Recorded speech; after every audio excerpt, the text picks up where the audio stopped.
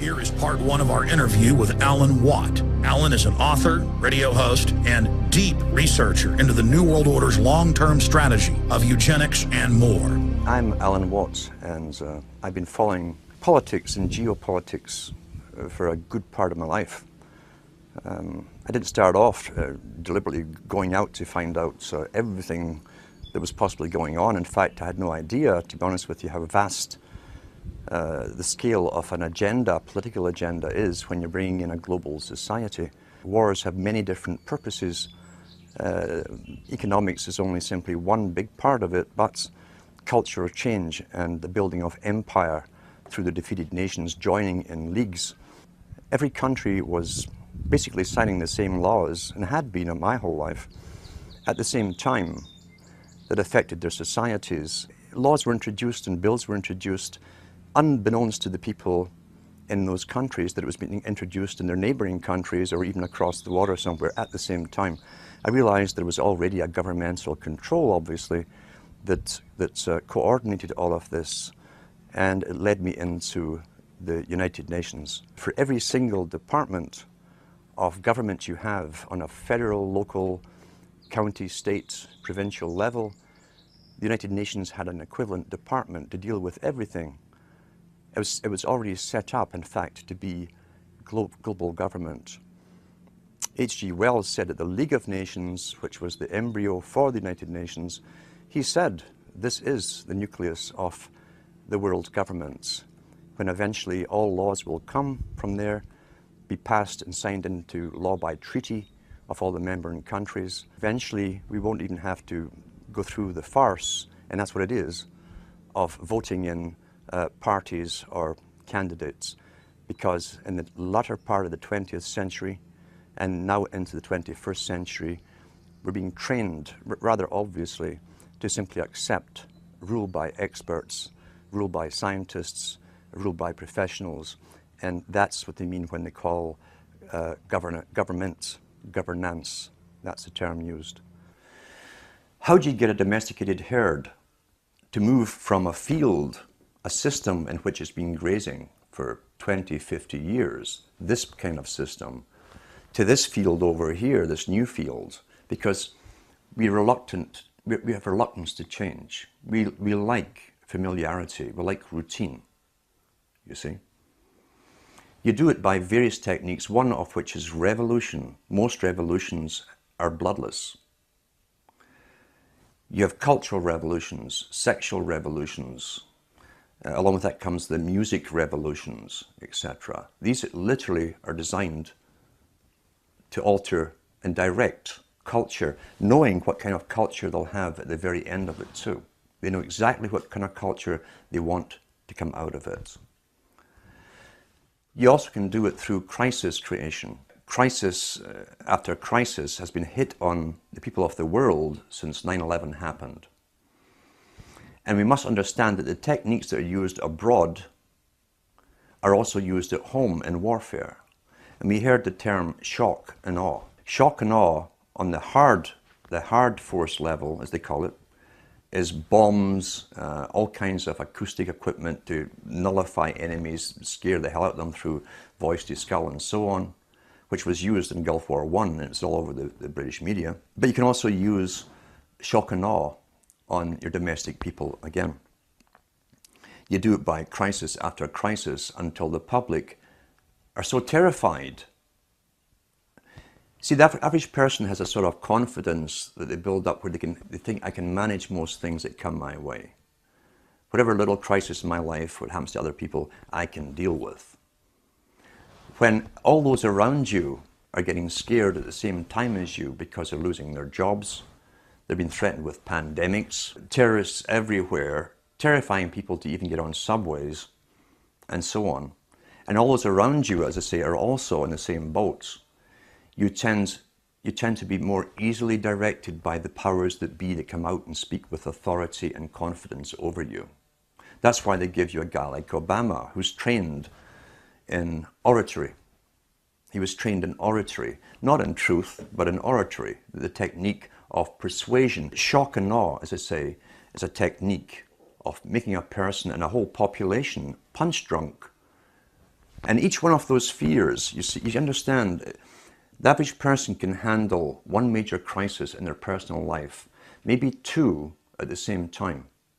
It's understood in psychology and many, many studies that if you have maybe 3 to 4 crises hitting you personally in your life at the same time, you will literally go into an incredible depression, a reactive depression. You can't cope. That's understood.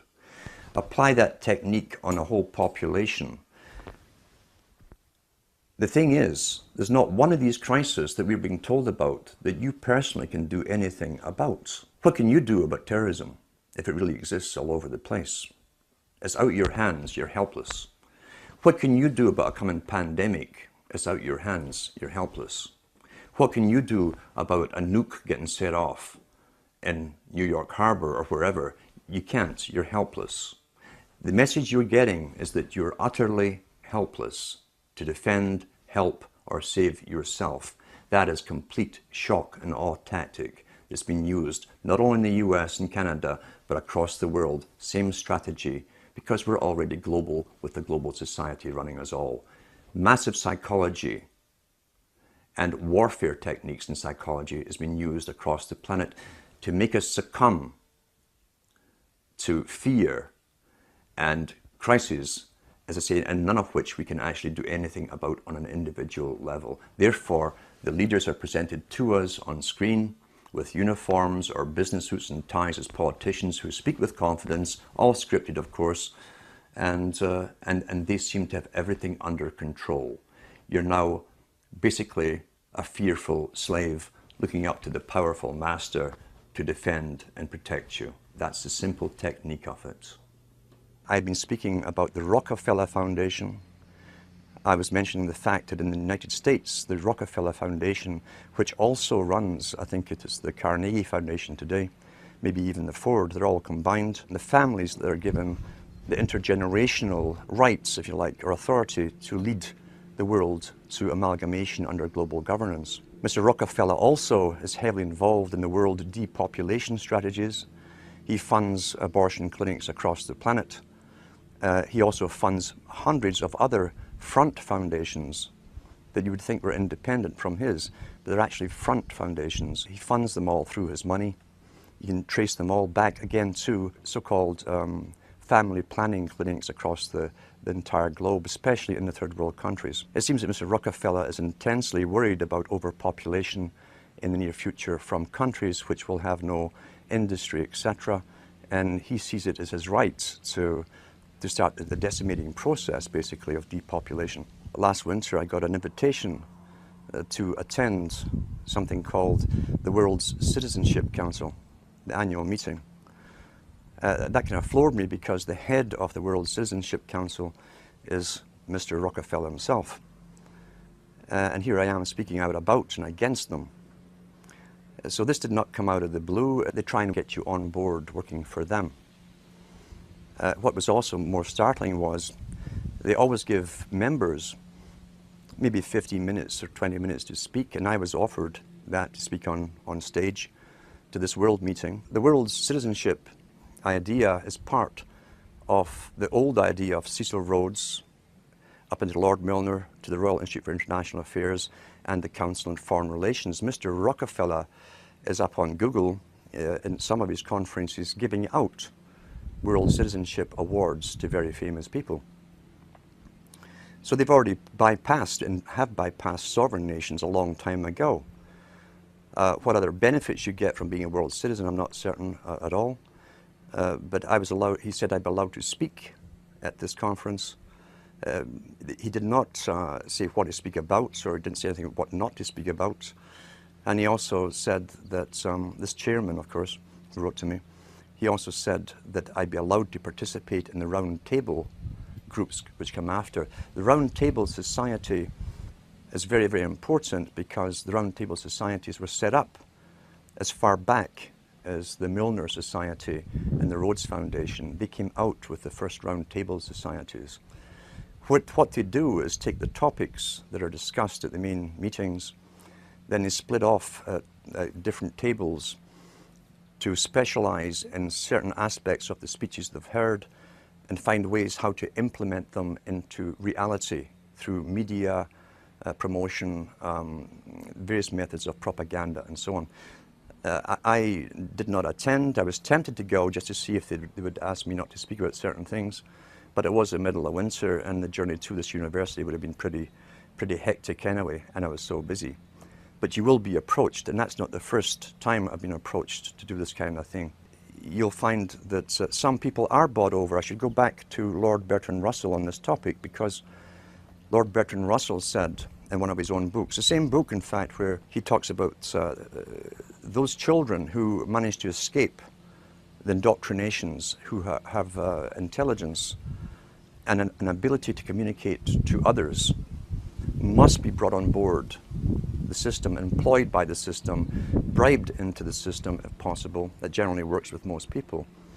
He said, otherwise we shall have to eliminate them, because they did not want people around who understood an agenda that the general public are unaware of. Didn't want these people with the ability to communicate information, documented information, in a fashion that people understand out in the community where they could spread this word. That ties in with Mao Zedong, who said he was not afraid of armies. His worst fear was someone with a good idea, a great idea, a unique idea, and the ability to communicate it. So that is how they treat basically people with information. First comes invitation to join them. Many people do. As I say, Bertrand Russell backed that up by saying if they can't be brought on board, they must be literally eliminated from the public arena. That's how seriously they take this agenda at the top. They don't mess it around. The reason I think they don't simply come out and kill you straightforward is they don't have to do a messy job. There's many ways of killing you, especially in this day and age. But I think, to be honest, they're so arrogant right now at this moment. They're not too worried about the mass of the general population who are indoctrinated and updated with their indoctrination daily from television, as one example. About 100 years ago, this big organization with many branches, they wanted to rule the world basically using Britain as a nucleus of a system, an embryo, which also was going to be joined with the US under the Anglo-American establishment, wrote about the kind of culture and the changes of culture over a 100-year period that they would actually design. We're all tribal to an extent. That's why we even bother to vote for a tribal leader. This is well understood. That's why we're supplied with these leaders. And because the average man was to become more disengaged from his own destiny as the expert class arose, it was decided that the males would get their outlet basically, gradually becoming helpless as males, through sports. Therefore they'd have a tribal team they could identify with, they could cheer them on as they were winning. In their own personal lives, they were getting nowhere. They were getting disenfranchised in a sense as experts took over decision-making for them in all kinds of fields. So this was psychology at use, planned before they even implemented the sports. When radio came along, of course, they used that to the maximum. Sports for the men, radio soaps basically for the women, and then in came television, as I say, with its alpha state, its hypnotic state. It took off. It really, really took off. And men became glued to the sports shows. The big think tanks, and we've had think tanks to do with always planning the future and how they would create societies and even different cultures within 100 years, say from this type of society to that society to the next society, how they'd implement it, again always through the youth culture, which is easy to do if you have universal education. You can always mandate the same system, same culture to be taught to the youth. However, as I say, since the 1960s, once television really, really took off, sports used to only come out on Saturdays, and over a 10-year period, it gradually came on every night of the week. Until today we have even sports channels, sports. And now you see guys who are sitting home, who are basically powerless at work. They have bosses. They're powerless on the roads. There's police and traffic wardens and cops watching them. They have no means to feel strong. And so they tend to watch sports as a substitute. They project themselves into a game which they never participate in.